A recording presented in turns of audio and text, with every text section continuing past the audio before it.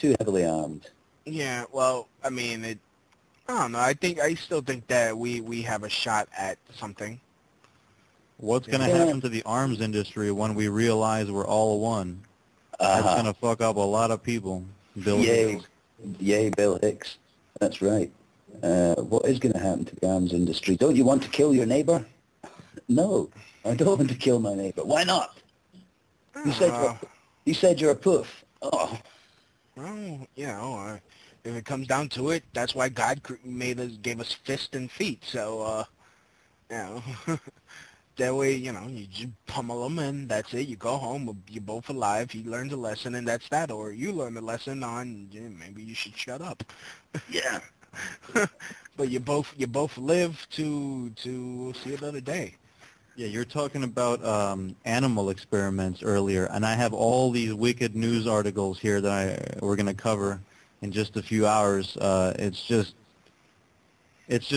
ineffable, the kinds of things that are being admitted that we've all known for quite some time, but they're now being nonchalantly admitted. Again, it's kind of like the article that we covered on the last show, Louie. Drinking soda is bad for you. And it's like we need a study to tell us that. We can't figure that out on our own. Yeah, that's right. We need to be reminded that poison kills you, that fire's hot, and that, it really, like I say, I get frustrated a lot because I can't believe we're still doing this shit. I really can't. Well, dude, I have an article almost every week come out say that fluoride in the water is deadly, and all these admissions, but they don't do anything about anything. The federal government issues statements saying we know about it, but we're not going to do anything about it. Yeah. For me, like the whole thing from the top down, our entire civilization, if you call it that, or society, or our entire organized hive mind is currently involved in selling shit to each other to make a few rich people richer. We're not doing it for any greater purpose. There's no pyramid being built. There's no giant spaceship being built. We're not doing anything any more worthy than selling rubbish we don't need to each other to make rich people richer. That's it. Yeah, buying shit. It's in. It's a thing to do. Actually, that reminds me, this past Sunday I actually went to a parade for Puerto Rico, a Puerto Rican Day Pride parade. And it went from being, when it started back in the 40s, protesting the U.S.'s military rule of Puerto Rico to, yay, Puerto Rico, it's sponsored by McDonald's. Hey, Puerto Rico, our new franchise outlet. Yeah, pretty much. And either that or the U.S. military acclimating the children with video games and basketball.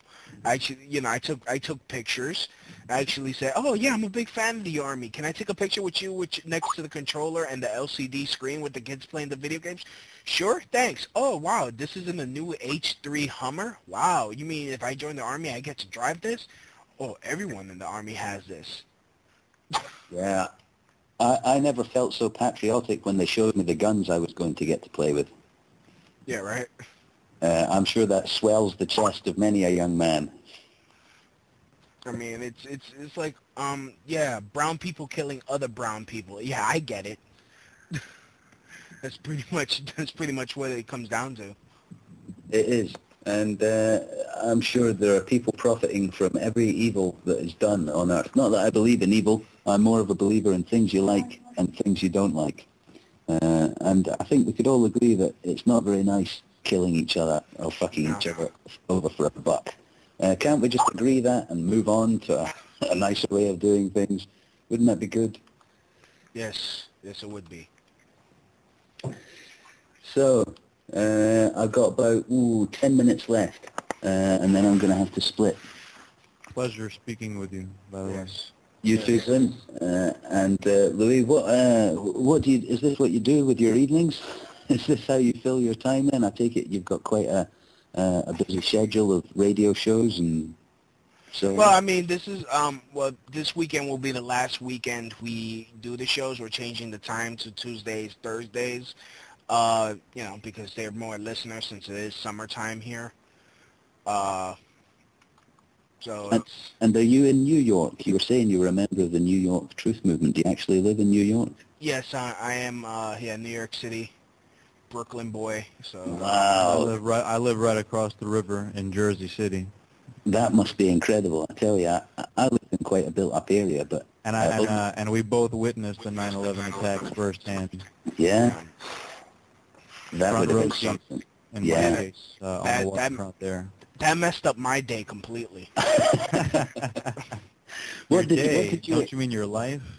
What did you immediately think then when you saw that going down? Well, the 93 bombings were still fresh in my mind. Yeah. Because I was just 10 years old. And the Oklahoma City. I mean, I remember that being one of the biggest Clinton scandals. Yeah. Yeah, I mean, I remember going to my father's job, my grandfather driving me, and seeing that hole in the Trade Center. When I heard a plane has hit the World Trade Center, I was like, holy shit, not again. I looked out my windows. No, all it took was the first to hear that a plane hit the World Trade Center, and I immediately understood that this is a military coup d'etat, playing out according to a script. I was only 13 when it happened. I didn't have the words necessarily to articulate who or why, but I could definitely understand that this is being played out according to a script. Yeah, I'm totally with you. My first thoughts, because I was working, I was painting somebody's house for money, like you have to when you need money. Yeah. And I'm up a ladder painting the bits of the house that need painted, and the woman comes running out and says, come and see this, come and see this. And there were 2 or 3 of us, and we all went into our living room, and we stood there. And the first plane had hit, and we were standing there when the second plane came in. And I said, because as I was standing there, I'm thinking, we really got to get on with painting the house. I'm sure this is a big story, but fuck, I want to get finished today. Damn. No, exactly. I was in high school, the second day of high school, and all the teachers were like, well, let's just get back to teaching. And then it became apparent to everyone that we were under attack, and you heard the explosions. It was like an earthquake, my friend. Yeah, unmistakable. I mean, when I saw the first building come down, the way it came down symmetrically, and you heard the explosions, clearly, I said to myself, they just blew up the World Trade Center. There's no doubt about it. Well, when they came down, I was saying to myself, man, it's just like a movie. It's just like a movie. If you wrote that out, like you're saying about script writers, that's just how you'd write it. That's just how you'd write it. All I know is my heart